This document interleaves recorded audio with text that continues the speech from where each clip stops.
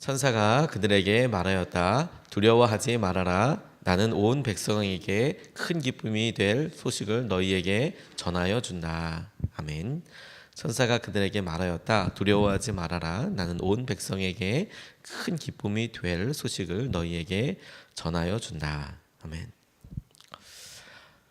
기쁨의 원인에 대해서 우리가 날마다 생각하고 하루하루씩 말씀 한 구절 가지고 묵상하고 있는데, 오늘 우리가 읽은 이 본문 말씀은 성탄절 때 많이 읽었던 말씀입니다. 예수님의 탄생에 대해서, 탄생하심에 대해서 천사들이 우리 목동들에게, 목자들에게 이야기했던 바로 그 말씀입니다. 큰 기쁨의 좋은 소식이 될, 큰 기쁨이 될 소식을 너희에게 알려주겠다, 이렇게 이야기하고 있습니다. 이 큰 기쁨의 좋은 소식, 우리가 복음이라고 이야기하는 이 복음의 소식은 예수님을 통해서 일어나게 될 계획, 그리고 그분이 이제 이 땅에 오셔서 그 일이 실행되었다라는 것을 알려준다는 것을 우리가 이 내용을 잘 알고 있습니다. 근데 이 본문 말씀을 저는 묵상하고 떠올리면서 큰 기쁨 자체이신 예수님뿐만 아니라 이 큰 기쁨을 우리가 듣게 되어서 우리 가운데 생기는 또 다른 기쁨의 이유와 원인이 있다는 것을 주목하게 됐어요. 예수님이 이 땅에 오셨다는 소식은 우리에게뿐만 아니라 이스라엘 백성들에게뿐만 아니라 온 인류에게 해당되는 큰 기쁨의 좋은 소식이었는데, 그런데 그 기쁜 소식을 들은 우리에게도 하나님께서 하시는 여러 일들이 같이 시작된다라는 것을 깨닫게 되었습니다. 첫 번째로 이 큰 기쁨이 될 좋은 소식 가운데 우리가 누리게 될 또 다른 기쁨의 이유가 뭐냐면 믿음이 있겠다는 생각을 하게 됐어요. 믿음이라는 관점에서 이 본문 말씀을 다시 한번 찬찬히 보십시오. 천사가 그들에게 말하였다. 두려워하지 말아라. 나는 온 백성에게 큰 기쁨이 될 소식을 너희에게 전하여 준다. 이렇게 이야기하고 있습니다. 기쁜 소식을 전하면서 천사가 설명하는 것은 뭐냐면 큰 기쁨이 될 소식이라는 거예요. 큰 기쁨이 될 소식. 큰 기쁨이 기쁨이 될 소식이라는 이야기를 이렇게 묵상하면서, 그렇다면 지금 우리가 듣고 있는 이 내용, 지금 우리에게 처해져 있는 이 상황에 들려오는 이 약속, 이것이 지금 그 소식을 듣고 기쁠 수도 있고 기쁨이 아닐 수도 있겠다. 혹은 기쁨이라는 걸 깨달을 수도 있고 아직 그렇게 기쁘지 않은데? 라고 생각될 수도 있겠다. 그런데 천사가 이야기하고 있는 것은 뭐냐면, 그런데 이건 큰 기쁨의 소식이 될 거야. 큰 기쁨이 될 거야. 큰 기쁨이 될 소식을 너희들에게 전하는 거야. 시작은 어떻게 보이든, 그런데 그 나중이 큰 기쁨이 되고야 말 거야. 그러니까 우리에게 지금 전해진 이 소식을 통해서 이 소식 자체가 갖고 있는 놀라운 기쁨과 은혜도 있지만, 이 기쁨의 소식이 어떻게 놀라운 열매와 결과가 될 건지, 그리고 그렇게 될 거야 라고 말씀하시는 그 의도와 계획을 듣고 이것을 믿음으로 말미암아 생기는 은혜가 있겠더라고요. 이 소식이 이렇게 전달되겠구나. 제가 이걸 묵상하는데 예전 노래이긴 하지만 재밌는 노래 가사가 생각났어요. 아시는 분들도 있을 거 모를 텐데 조금 오래된 노래입니다. 김청한이라는 분이 이런 밑도 끝도 없는 노래 가사를 쓰셨는데 전 사실 되게 좋아해요. 어머니와 고등어라는 노래가 있거든요. 노래 가사가 이렇습니다. 한밤중에 목이 말라 냉장고를 열어보니 한 귀퉁이에 고등어가 소금에 절여져 있네. 무슨 얘기인지 아시겠죠? 냉장고를 열었더니 한 귀퉁이 고등어가 절여져 있더래요. 어머니 코 고는 소리 조그맣게 들리네. 2절이요. 어머니는 고등어를 구워주려 하시나 보다. 소금에 절여놓고 편안하게 주무시는구나. 나는 내일 아침에는 고등어 구이를 먹을 수 있네. 어머니는 고등어를 절여놓고 주무시는구나. 나는 내일 아침에는 고등어 구이를 먹을 수 있네. 나는 참 바보다. 엄마만 봐도 좋은걸. 이게 노래 가사예요. 그런데 그냥 아주 일상적인 이야기지만 냉장고 열어보니까 고등어가 있고 고등어가 소금에 절여져 있는 걸 보니까 이제 곧 얘를 잡을 때가 됐구나, 이런 생각을 하게 됐고, 어머니가 지금 주무시고 있는데 내일 아침에는 엄마가 이 고등어 가지고 우리 고등어 맛있게 구워주시겠구나. 나 엄마 너무너무 좋아, 이런 표현이잖아요. 이게 내가 지금 뭔가를 발견하고 내가 뭔가를 들었어요. 그리고 이것을 내가 누리게 될 게 있어요.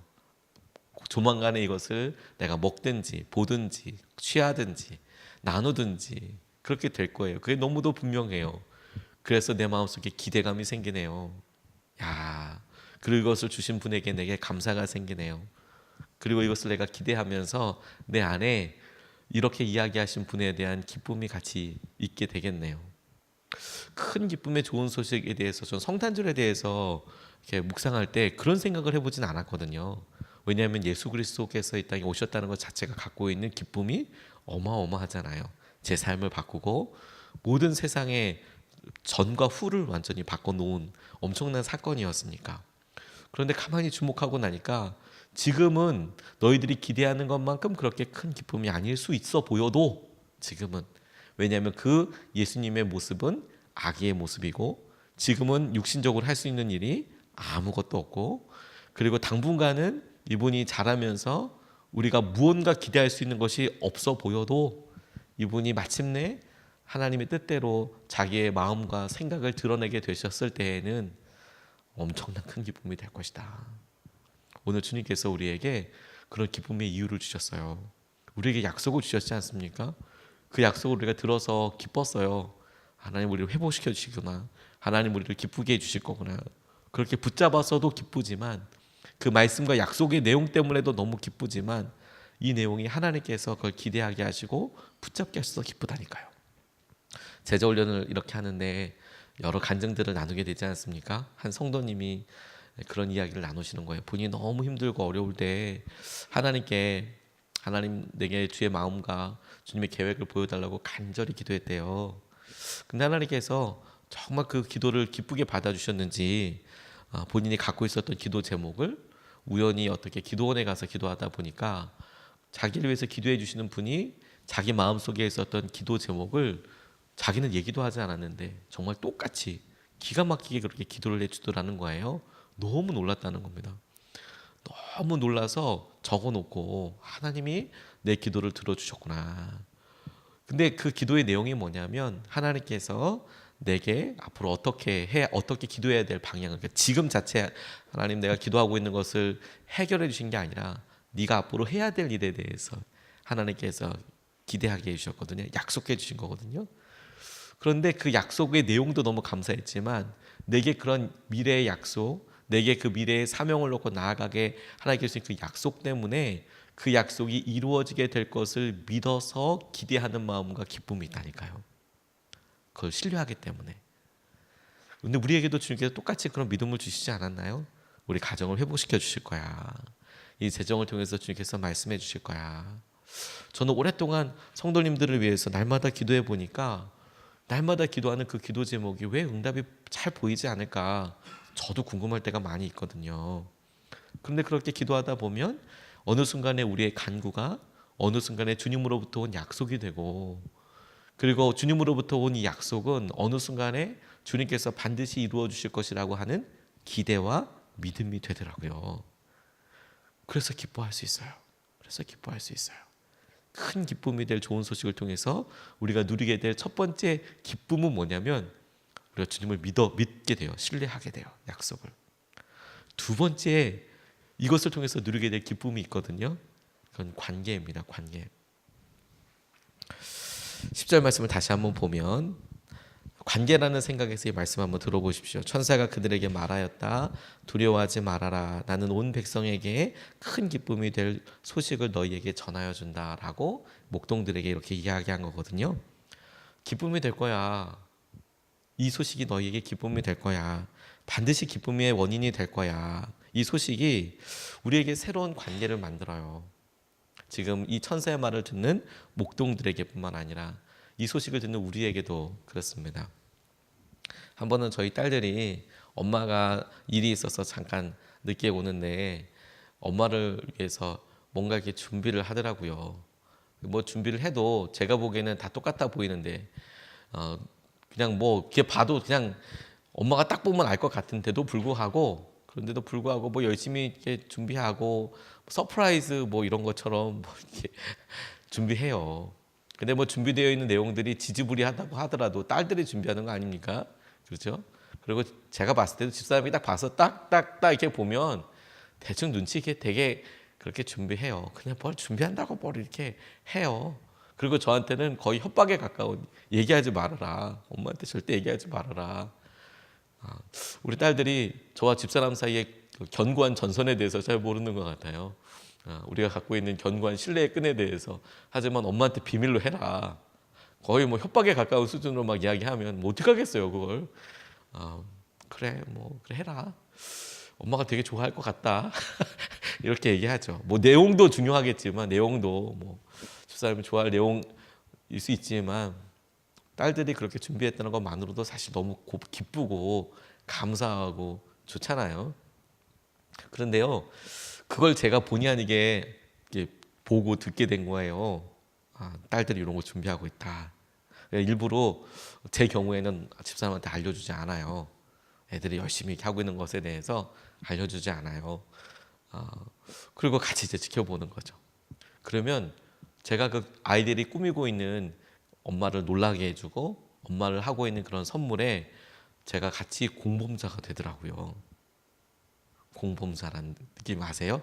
저도 가만히 있지만 엄마한테 이게 분명히 아주 기쁜 소식이 될 텐데 저도 그 일에 뭐 제가 해주는 건 없지만 내가 그걸 가만히 얘기를 알고 있고 그리고 그 시간을 같이 기다리고 있어서 엄마가 느끼게 될 깜짝 놀라운 기쁨에 저도 뭔가 공범자가 같이 되고 있는 거예요.